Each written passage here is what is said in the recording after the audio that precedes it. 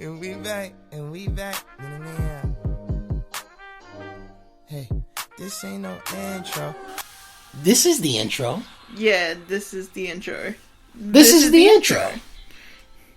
It's the entree. Hit that intro with Kanye. I sound like Andre. Tryna turn my baby mama to my fiance. She like music, she from Houston, like Auntie Beyonce. Man, my daughter couldn't have a better mother if she ever. What's going on, everybody? Welcome to another episode. Been a little bit. We got a little gap going. My little baby is talking her ass off today, so she will definitely be a part of this episode. I will try not to fight her on air. She got a lot of things to say. She does. She does. Little girl. Most of them are mama, which I don't appreciate, but it's okay. It's okay. This was a daddy household, you know? But, this is an interesting episode. This is going to be an interesting episode. Yeah. So the way we came about to this episode is we were talking about the podcast that I listen to the most right now, which is the Joe Buttons podcast. And we were talking about like some of the reasons that I listened to it and just conversations that happened there. And we were also talking about, by way of that, the conversations that we don't have or the episodes that we don't do and the reasons for them. Yeah. And a lot of that was respect, me having respect or knowing boundaries. Mm-hmm. And that's what we're doing with this episode, because I think that's such an interesting take for our culture. Yeah. especially for you as a woman, as a Pacifica woman, right? Because there's so many different layers and levels to boundaries, right? Facts. And we don't talk about them and we don't think about them, but there's something that we have and are necessary in every aspect of life. So as significant others and partners, we have boundaries and respects for each other. Part of this conversation, which is complicated, is the boundaries or lack thereof with our parents. Yeah, and just... and then professional capacity boundaries, things like that. So what are boundaries? Let's start out with that, right? How do you define boundaries to you? How do I define boundaries? Mm-hmm. In my head, when you say boundaries, I literally see like a circle around me. Mm-hmm. And that's literally how I feel it is. It's like... No, I didn't say anything. No, there's certain things that need to be respected. Thank you, my local introvert.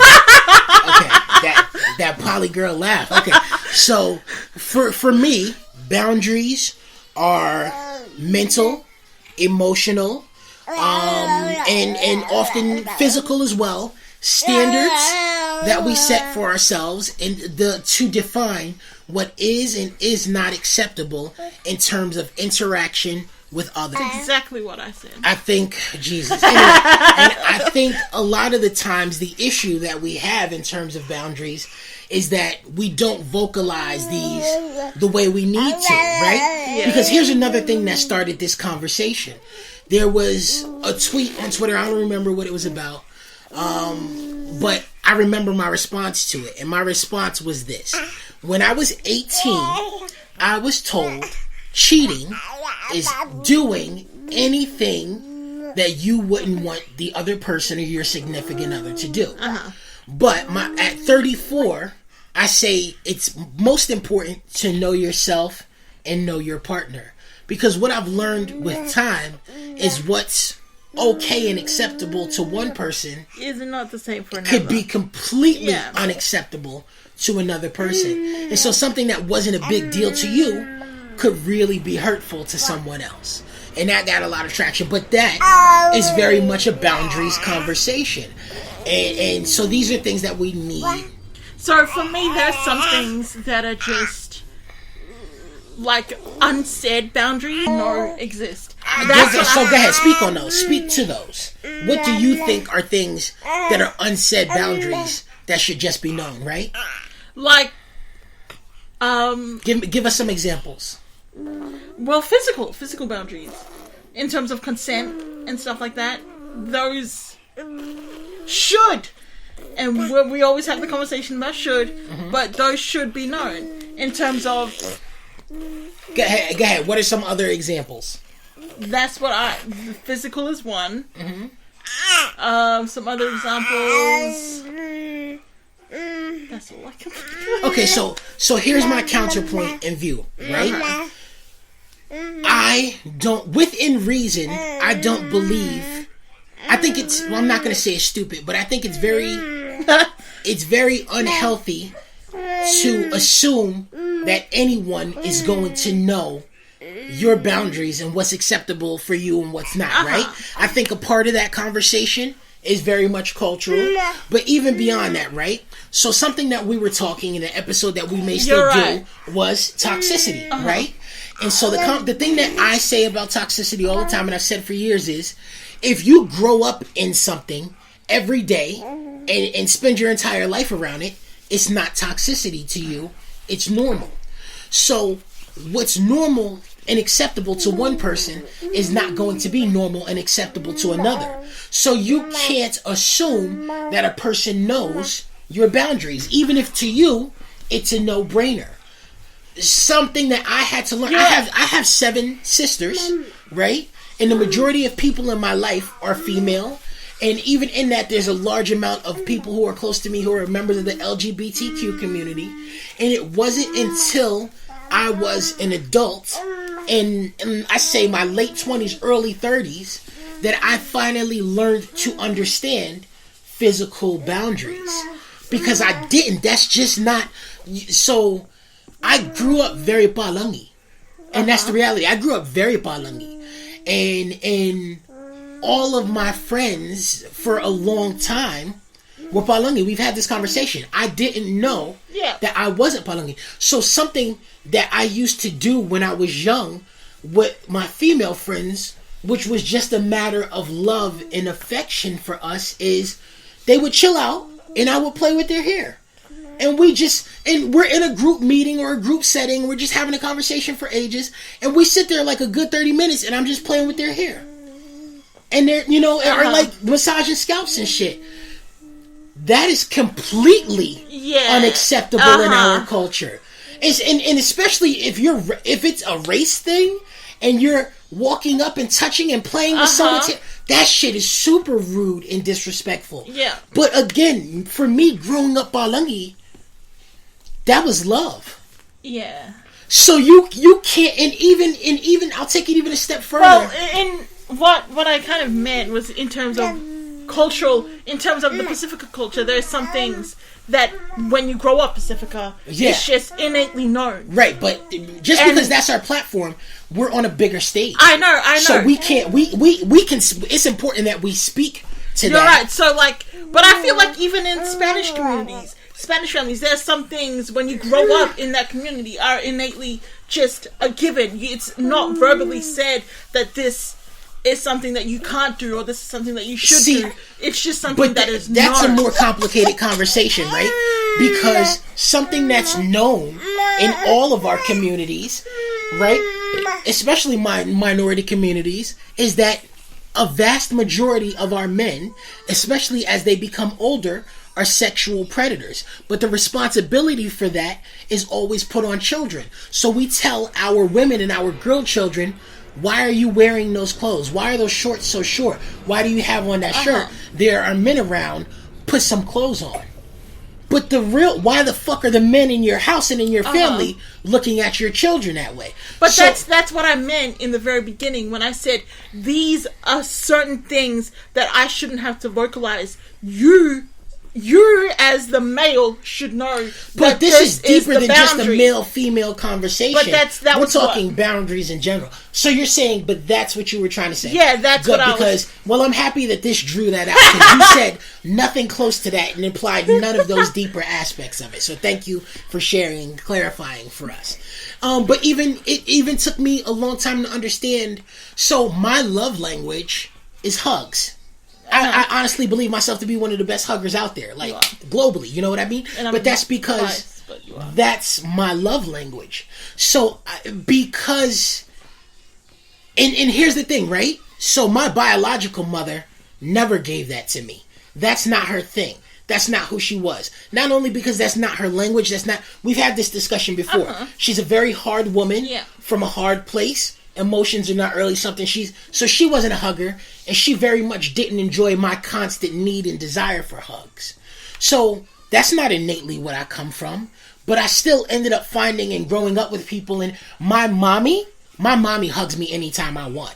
You know what I mean? I'm a grown-ass man. And my mom, you know what I mean? But if I want to hug, my mommy's going to hug me, my nigga. Like, you know what I mean? I love her so much. But yeah. I do too. I love my mommy to death. So, but more to the point, I didn't, because again, growing up white, it was, we were mad touchy. It was just who we were. Yeah. So, growing up which is really interesting for me, that you, as a black person, even though consciously you didn't really view yourself that way, that could have been a very dangerous situation for you. It could have, but I didn't. I was lucky. I grew up in a very safe environment, and I grew up in a very safe Palangi environment. Yeah. And I was always seen as and treated as Palangi. Yeah. You know, so I didn't even understand that these things were issues. So I grew up just hugging and touching. No, if we're close and we love each other and we care about each other, why wouldn't? It wasn't until I became an adult and one of my best friends, Lonnie, you know, who is a Pacifico person and an LGBT person, like, when we lived together, I used to always hug me. Yeah. Come hug me, motherfucker. She's not a hugger. She's not. She does more now. Yeah. But I didn't understand, if we cared about each other and we were close, why it wasn't okay to hug and touch her and be in her space, because I had never, you know. Yeah, but that's really interesting too, because I feel like that is the kind of norm in Pacifica communities, is that we're very contact people. Yes, unless true. It's violence, but like that's affectionate true. kind but of. Then, but it's so funny, because the flip of that, the reverse of that, is that at the same time, Sunshine lived with us, right? And she's Maori, but she has a lot more Pakeha or Palangi blood in her than Maori blood. Like influence. So just like me, she had a lot of a Palangi upbringing, and a lot of her friends are Palangi. So her borders were like even looser than mine. So she would like come sit on my bed, and that would make me mad uncomfortable. Because I'd be like, Sunshine, no, you're a woman, I'm a man. This is not acceptable. Like, you know what I mean? We're just chilling out in my room together, and you're like, and so she'd be like coming to hang with me from a place of love, to communicate and talk, and I would be wild uncomfortable. You know that's quite funny though, is because I feel like more of this stuff needs to be vocalized in order to avoid. You literally just said the opposite of that, and that's that's not. That's not what I said. Listen, I said that there are certain boundaries that you shouldn't have to verbally say this. Don't sexually assault me. Like, that's on you. Right. So when we talk about in terms of sexual, that I can understand. Yeah. But that's why this conversation was important, because I think something that even we used to bump heads on more is, and I think now more so, right? Because you get to a point in your relationship where you be like, you know what the fuck I meant, you understand me, you know what I'm talking about, right? But you, I say that all the time. I know, but I feel like you're even bad at communicating with you. No offense, right? So you think in concepts, right? You think in concepts and ideas, and then what you struggle with sometimes is the translation, right? So I have become better with time at translating the concept that you're thinking into. But conversations are important like this, because no one is ever going to fully understand the nuances of you. Sometimes even when we vocalize, I'm not saying you in particular. Yeah, I know. I mean for everybody. Even when we vocalize and explain those things, you know what I mean? And so these conversations are important, because you can't assume that a person knows what is and isn't okay. People don't know your history. They don't know your past. They don't know what you've been through. You know what I mean? I was having this conversation with Lauren once, who was my male roommate, and when I told him that I had been sexually assaulted, that I was molested as a child, blew him away.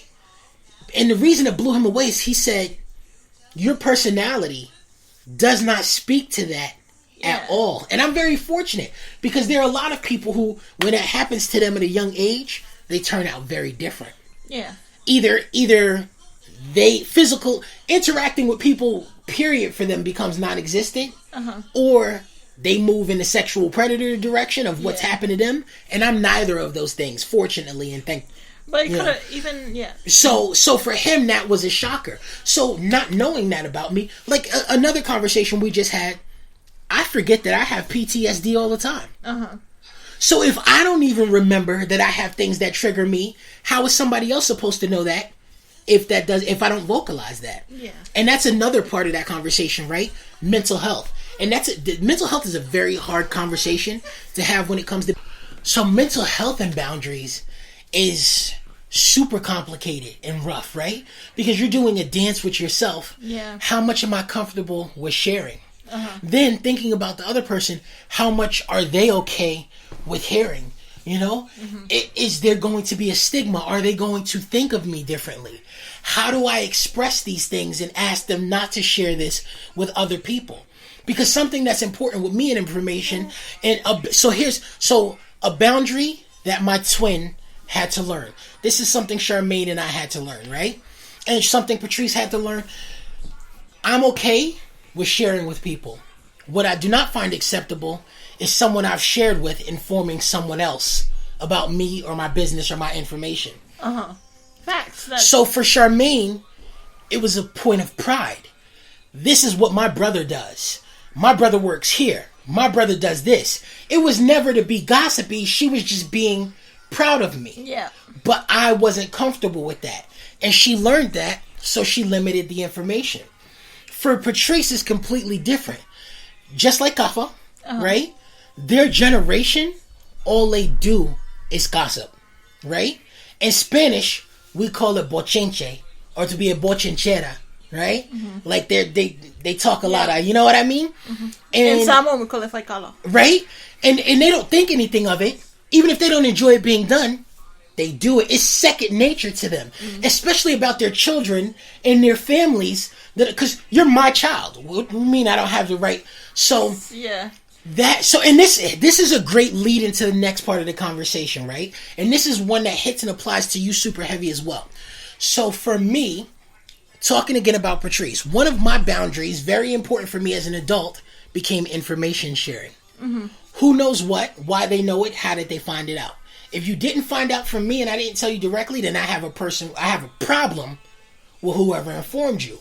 And the reason that became such a big part of my personality as an adult is because as a child, I had no control over that. And there's a large amount of my life that was Patrice talking to all of her sisters and all of her cousins and all of her siblings about every single thing I did. He did this in school, and he was there, and he did that. And it... You know what's quite interesting is because I find myself, even as a mother now, having to stop myself from sharing certain information about my kids to my sisters, because much like Patrice, or maybe I don't know, I'm not sure if this was the same intent as Patrice, but I genuinely just want to share about my kids to people I love about, or even vent your frustrations sometimes. But in the same sense, when I grew up, that was really frustrating and a real issue for me. Why are you telling these people my business? I felt so consistently violated by people that I didn't even really see on a regular basis, hearing every single aspect of my life and my explorations and my growth. It was never asked to me, is this okay to share? Yeah. And so as an adult, that made one of the number one aspects about me in life, that I control all of my information. So, and Patrice learned that the hard way, because I got to a certain point in a certain age. And this is what happens, right? When your children, barriers, right? Or not boundaries. When your children don't have the ability to have healthy, safe boundaries with you that they can ask you for or express to you because you feel entitled to them, then those come out in another way. They lie. Yeah. They keep secrets. They find ways to omit and only give you the information that they're okay with giving you because they don't feel safe with you. And parents, especially ones that you can't talk to, are like, well, how don't I understand you? You're my child. How don't you feel safe with me? Why can't you talk to me? right? But you have never made the attempt to create an environment. That's actually quite interesting. It's because as parents, especially like Pacific parents, they feel like your everything about your child is their right, their purview. Exactly. They have access to. But that's what I was saying in the very beginning about the circle around the body, right? Uh-huh. When I think boundaries. Yeah. Have you seen a Venn diagram? Yes, of course. And how they overlap? Yes. For me, in a family, they shouldn't really overlap because we're all our own individuals. Right. So the information. But in our culture, it's so funny, right? Because sorry to cut you off, and I'll come back to this. Yeah. But here's the thing that's funny to me, right? Because so many of us Pacifica people are Mormon, right? Uh-huh. And a very big thing that we talk about consistently in Mormon culture is agency. True or not true? But as Pacifica people, agency for children is not something that people think exists for them. It doesn't exist. It doesn't for us. Like for us it exists, but I'm saying culturally it's not something that we actively engage in. Very early on we decided, like, unless my daughter reaches out to you, then you can't take her. My baby. If she doesn't reach for you, then no. If she doesn't willingly come to you, then no, I'm not giving you to her. Right. And there will be no kissing in the mouth of older men to our daughters to normalize that behavior to them, because that's not something that may not have any ill intent, but it's something that happens quite few. Uncles will come up and they kiss, and I'm like, nah, I'm not really okay with that. But damn, I lost it. But so you know what I mean? But the agency, but go ahead. Overlapping. They shouldn't overlap, you were saying. Yeah, so that's just my thing. I feel like that's kind of lost in Pacific cultures, that we're not really our own individuals. Mm-hmm. And for me, even as a mom now, I'm still struggling with a lot of that. Mm-hmm. Like, the way I want to raise my kids is that there's open space for them to share with me. I want to have it as open, like an open door policy kind of thing. But I don't feel that really exists in Pacific culture. That's where I struggle with you sometimes. Yeah, because I understand the pressures of the things that you grew up in. Yeah. And I understand that growing up in them is not something that changes overnight. Even 3 years, things have changed, but not 3 years is still a very short amount of time for things to change, and so I get that. But I get frustrated with you because there are boundaries that I set for them that you have a hard time, I feel like, maintaining because you still, no, I have to do this. Like, I have to. Like, they asked, so I have to. So... Listen, it's an internal conflict for me as well, and I feel like this is becoming more parenting session, but for me, it's very internally, like, it's a real internal conflict. You can be a mother and a daughter at the same time, you know what I mean? Yeah, I know, and that's your life conflict, I feel. Being a mother and a daughter at the same time, and the challenges of that.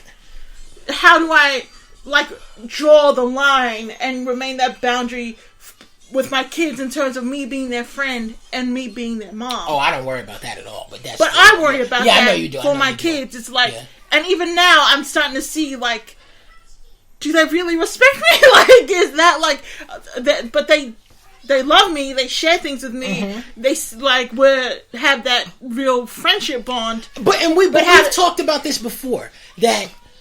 Well, I think I have that with Kahumanu and Lili Okulani, but there's a high chance that you will be the person that they go to talk to. Like, I'm the problem solver and the fixer, you are the consoler. So I think they will talk to you more about a lot of things.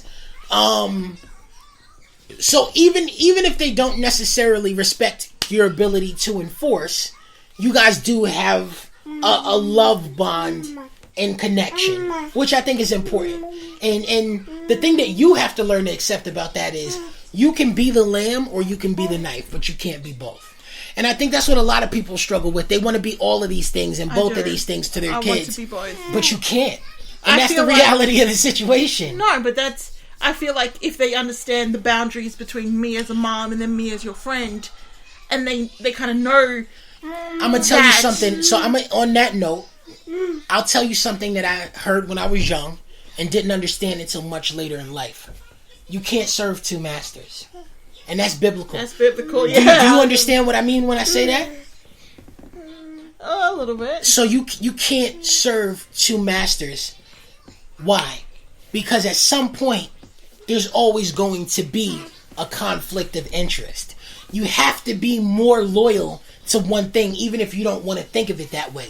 You can't be evenly or equally divided on anything. It's just not the reality of life or who we are as people.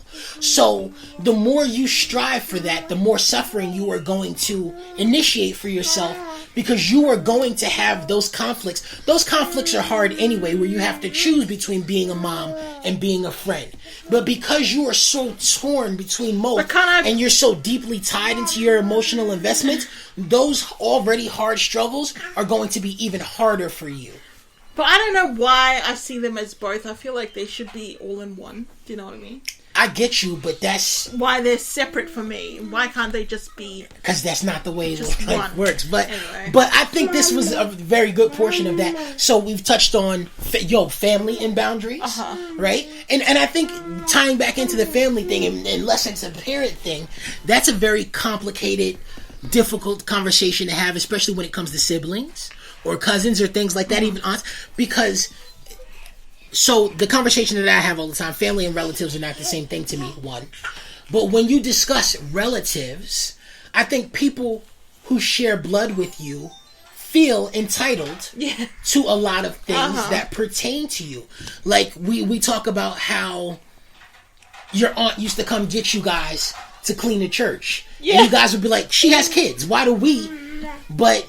as her sister's children, she weren't even from that church. As her sister's children, she was still entitled to your time and energy, and So again, that's the agency, it's the barrier. But culturally, that's okay. It's acceptable. You know what I mean? So that becomes a very complicated. It does, conversation. Because the way Samoan families work and the way Pacifica families run is we're community based, right? Like upbringings. Yeah. So. But even in the way that you have multiple moms, a lot of Pacifica people have multiple. Yeah, I understand. Feel like a lot of people. Another aspect of this is a conversation that Beyonce and Solange had, and it was a very real conversation. It was before Blue was born, when Solange just had Jules, and the conversation was, "Is it okay for my siblings to discipline my children?" And listen, Solange's view was, "I love my sister. We share, we communicate, and we have a deep and beautiful spiritual bond. But if my sister is putting hands on my child, I'm putting hands on my sister." Yeah, it's really... And Solange is a very expansive, progressive person, but... I remember when Dora... Listen, when she was like 1 or something... So Dora's her youngest sister. But Dora is my youngest sister. And she... tapped her on the hand because she was doing... Who tapped her? Oh. Dora tapped her on the hand. Tapped who? We have 3 children. Mahokia. Okay, we only have Mahokia then. Right. Tapped Mahokia on the hand. And it just came out of nowhere. Just like this real protective instinct in me. It was like, no. It was just like, no. And it was probably at that volume level too. No, I was like, no, we don't do that. We're not like, I'm not trying to raise my kids like that. That's not how we do it. Mm-hmm. And then, I think it was a shock for her, but it was a shock for me too, because I just... didn't know that was going to be your response. Yeah, but it's really interesting, like... boundaries, this is a deep conversation, like I said. One thing I did want to touch on was, I think we lightly touched on it, was the mental health and boundaries. Mm-hmm. I feel like... even on, like, social media, right? Certain issues, like... That's what trigger warnings... Your stuff is really, really good and a helpful tip. But listen, here's the thing, right? Here's why trigger warnings are complicated, right? And so we're going to talk about boundaries in social media. Because the two things that I think tie together are boundaries in social media. So boundaries in social media and boundaries in work, right? So boundaries at work become complicated because multiple reasons. You spend... No matter who you are, if you work a 9 to 5, it doesn't even matter if you work a 9 to 5. No matter where you work or what you do, unless you work with your family, you spend more time at work with your coworkers than you do with your family. And there are some people who leave work at work and home at home. And more power to the motherfucking sociopaths. They do that shit well. But mostly everybody else, the two blend together. Yeah, they do. You share everything at home that you do at work, or most of it. And a lot of work is sharing what you do at home to fill the time between working and shit, you know? And so, what am I okay with my coworkers knowing? Right. What am I okay with them not knowing, you know? And then even beyond that, what's your Facebook? Yeah. What's your Twitter? Social media complicates that conversation so much, because I think you was on some punk shit one of our last 2 episodes, because you was like, oh shit, I think some of the people from work listen to our podcast. And so you didn't really want to have and so it makes life more, and the funny thing about that, and the deep thing about that is, Twitter's a prime example. Tumblr was another prime example. Facebook is for your relative and your friends and your family and people you know. Mm-hmm. But a lot of our social media presence in terms of Twitter and Tumblr and shit like that, we have much bigger followings than the people we know in real life, and then we have on our Facebook and shit. Yeah. And we share way more personal shit than we would ever share with the people that know us directly, because these people don't know us. Exactly. So they don't judge us, and they don't have preconceived notions. And people are like, damn, how are you close to somebody you've never met online? Because we share a fucking bond that was built on no judgment.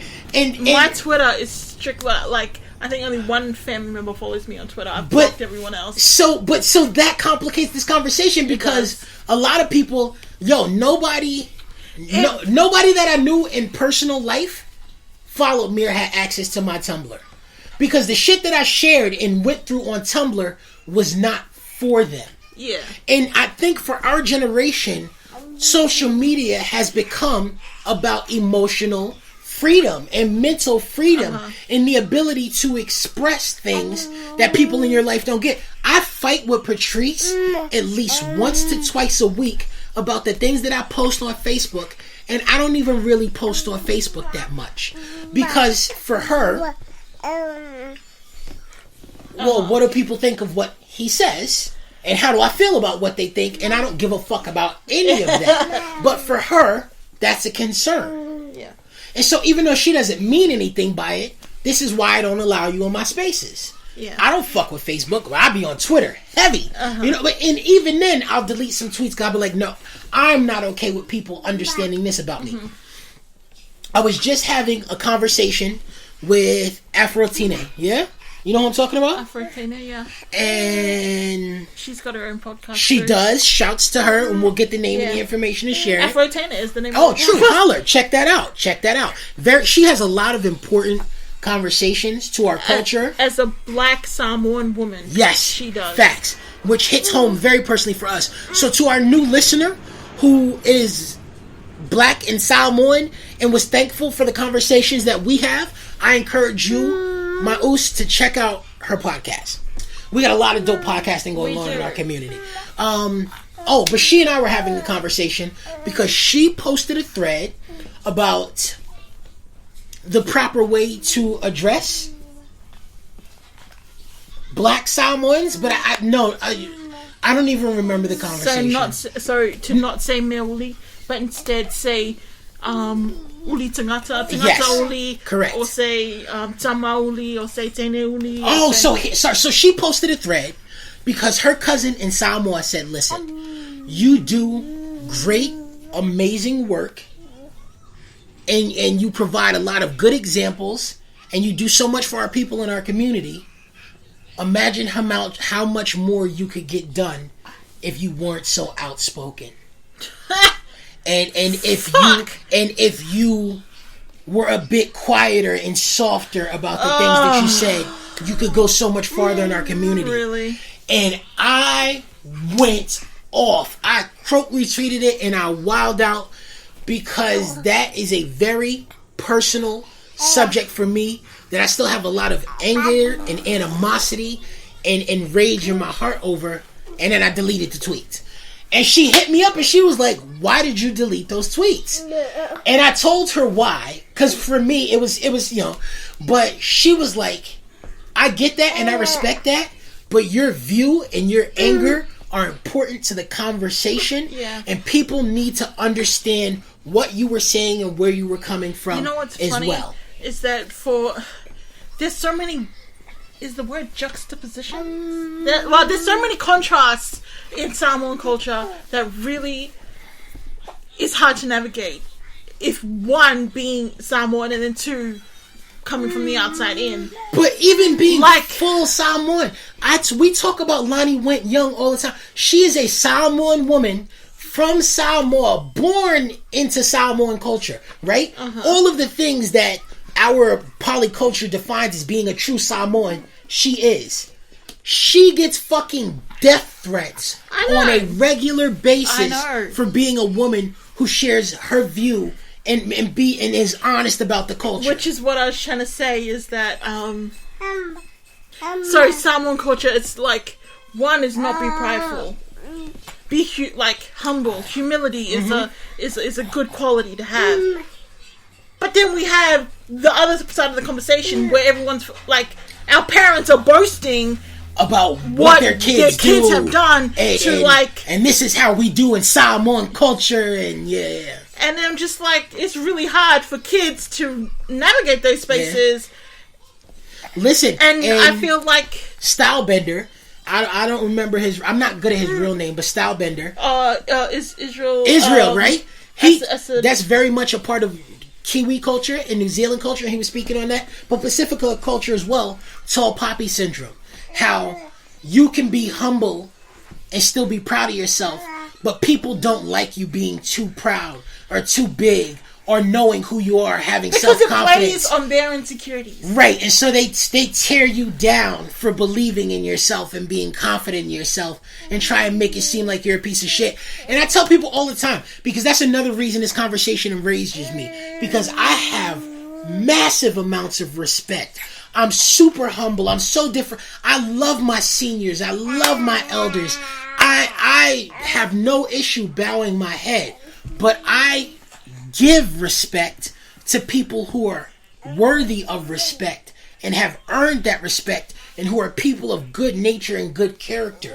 You being older than me does not automatically entitle you to my respect. If you're older than me and you're a piece of shit, I am not going to submit myself to your abuse because our culture says that it's wrong for me to speak to myself. Speak for myself and protect myself. That's why we have so much domestic violence. That's why we have so much rape. That's why we have so much incest. And then none of these things get spoken on. And that's why we have such a high suicide rate.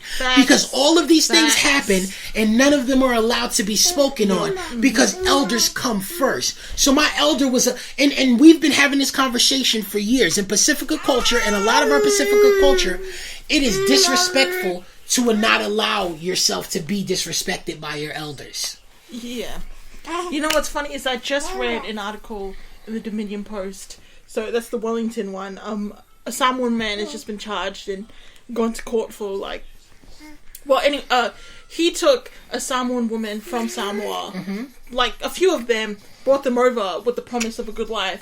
Doing this, treated them like slaves, took their passports away when they got here, sexually abused them. Yeah. We know about those conversations. When they'd run away, there was that real internal conflict for them. Because the shame that this would bring. Yeah, this is a chief. This is a Samoan chief. Like, there was real internal conflict for them to be like, well, one, I'm supposed to because listen, when you've been raised my personal safety, it's but that's the thing, right? People often, very realistically, expect your mental health, your personal safety, and your feelings and your well-being to come second to the image. Not even necessarily the good of the family or the culture, but the image of the family and the culture. Yeah. And that is a boundary conversation. It is. You know, about what is and isn't okay. Even are you allowed to set personal boundaries to protect yourself? And it's so funny. Somebody was saying they love that we have so many Pacifica podcasts because it's good to see the difference in how people were raised. But you got a lot of people who are angry as fuck at us having this conversation right now. I'm telling you sincerely, For real, and bro. honestly believe we are in the wrong. Yeah, for they're like, speaking why about you these putting Pacifica issues on blast like that? and that's why I just one of the most recent episodes that I listened to of Tima Talks. Shout to Tima, much love for you, and all the amazing things she does. I was so surprised and shocked that she did the episode because it was an episode on incest in Samoa, such an important and it blew my mind important conversation. because not even to put her in a box or put her in any. For me, in my head and in my heart, I think of Fatima as a traditional, like, upstanding. Not that the conversation takes away from that. I think of her as like a very traditional core Samoan woman. And so that's what makes the things that she does and the conversation she has so much more important, because she's a Christian too. So I didn't think that she would talk about that. You can be both. You can. And so it was groundbreaking for me, for all the things that she represents to me in my mind and my heart, to be having that conversation, which is so important and is so good to heal and help and protect and move our community forward. And it blew my mind. Yeah. And so that was really powerful for me that she did that. And so go check it out if you check out Tima Talks. Check out her podcast and shout to her for doing that. And also Rewa Gang, you know what I mean? Rewa hard. Okay, sorry. I can't help that. Rewa for life, G. Okay, I'm okay. I'm good, right? Rewa? Okay. But yeah, I think that's a good talk. You think there's anything we missed? No, I think if one thing I want to take away from, or want people to take away, is just one, because for me it's very hard internally to know my own boundaries. Like, what am I, so like really fleshing out what I am and aren't okay with is something that I need to do. Right. And I feel like a lot of people, and that's why these conversations are important. And so it's important to have these conversations with yourself. It's important to have them with people that you trust. I'm not going to say necessarily people that know you or people that you love, but people that you trust. Because you need to be able to have a boundary conversation with someone that you can communicate with honestly, and someone that cares about and respects you and is willing to learn about you. Because a person, knowing prevents learning. And people that know you the most are least capable of learning you or changing with you or growing with you, because they tend to always see you as who you were or who they want you to be, opposed to who you are becoming or maybe who you even really are. And so it's very hard sometimes to learn things about yourself or have these honest conversations. But and here's why the conversations are so important, because long before I met my wife, the most important thing for me in life has always been family, children. I always knew I wanted children and an abundance of them. And then I was talking to someone one day, and I was like, I want this many kids. And they were like, oh, gee, nah, that's not viable. And the thought that I realized at the time was, oh, shit, maybe I don't want that many kids anymore, because I was very tired at the time. But because I hadn't had that conversation, I had just assumed that what I'd always wanted was what I still wanted. And at that point in my life, I didn't anymore. And it wasn't until I met my wife that my desire to have children returned back to me. And so the reason these conversations are important also is because you don't always know or understand the way you've grown, the way you've changed, the things that no longer apply to your life that used to apply to your life, until you vocalize them. And you know what's actually quite funny is, because in America right now it's the election year. Even in New Zealand it's the election year. Yeah. And a lot of people, we had this conversation, and it's like, you posed the question, how do you not? Yeah. Listen, hold off on that. We're going to save that. We're going to do a politics episode tomorrow. Okay. But I feel like that does touch on boundaries, but we'll end it here. But thank you for being with us. Thank you for listening. We are going to do our best to squeeze out 2 episodes this weekend, since we've made you guys wait so long for an episode. We love you guys very much. Thank you guys. Thank you for being with us. We will talk to you soon, family. Check out Afrotina No, Afrotene. Sorry. Afrotene podcast and Tima Tima Talks. And the FT podcast. And the FT podcast. 5